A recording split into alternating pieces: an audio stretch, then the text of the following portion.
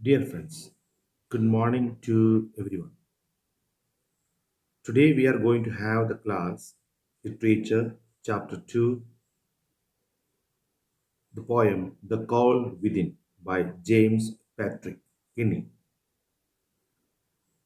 What does the poet wanted to convey to the people around?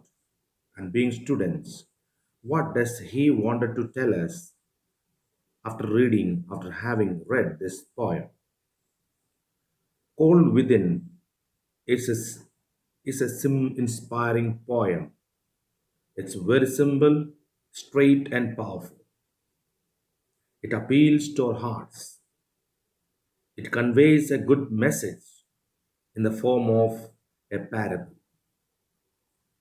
James Patrick tells us a story and he is trying to convey very strong message. And this poem is so relevant today because we live in a world where we consider differences are more powerful than ever. We differentiate between people, human beings, based on color, creed, and caste, region, and so on. So, children, when we consider others are not as better as me, then we need to read this poem, and there it lies its relevance. James simply conveys the message that the human beings are most cruel people on earth. And he's trying to tell through a simple story of six people who sat in a room where there is they don't have much things, but they had a stick in their hand, and the fire is burning. Night is getting colder and colder. So how they could manage the fire and stay alive? But due to their differences in thinking,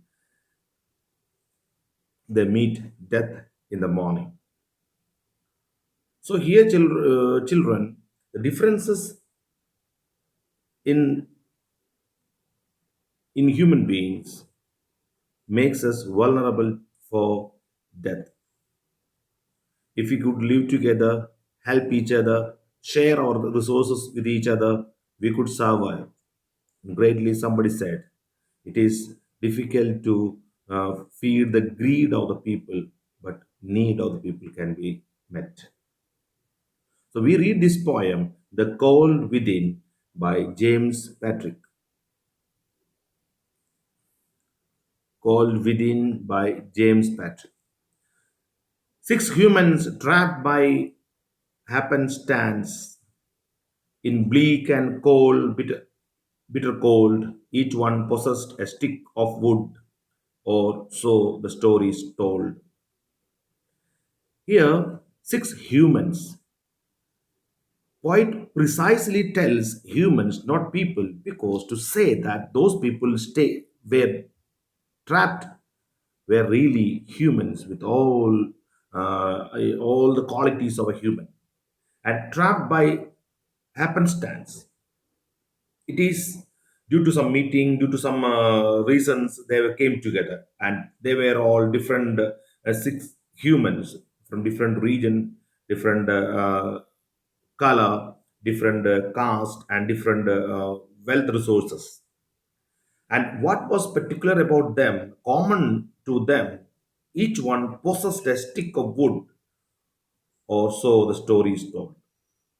What is common to them was they all had humans, they were all humans, they had a stick in their hand. The dying fire in need of logs, but the first one held hers back, for of the faces round the fire she noticed one was black. So now we find the attitude of the people of the six. That's what the all entire poem or what is that is going to teach us.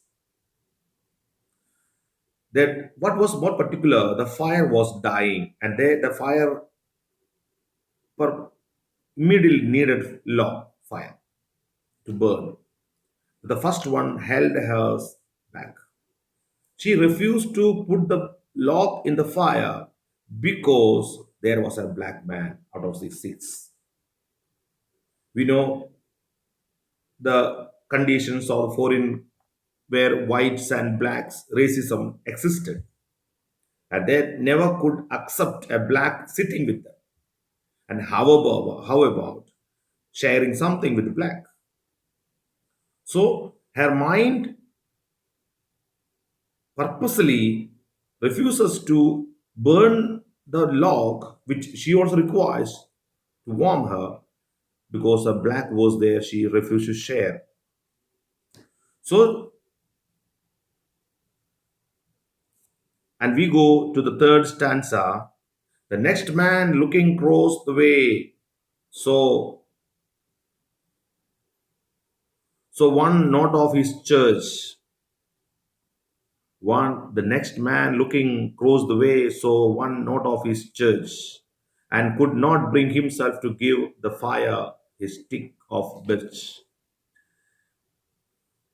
Now the different second person's difference is that the person who was sitting black is not problem. Is a Christian fellow. White is not a problem. Rich and poor is not a problem. But his difference is because one of them was of different, not of his church. We find in church different sections, sects, Christians, Catholics, Roman Catholic, Latin Catholic, Marthoma Catholics, and many different groups, and they infight. For them, Christ is not the thing concern, but for them, the differences, their rights differences. So he saw that he's in front of the one who sits is a not of his church, and he refuses to burn the fire.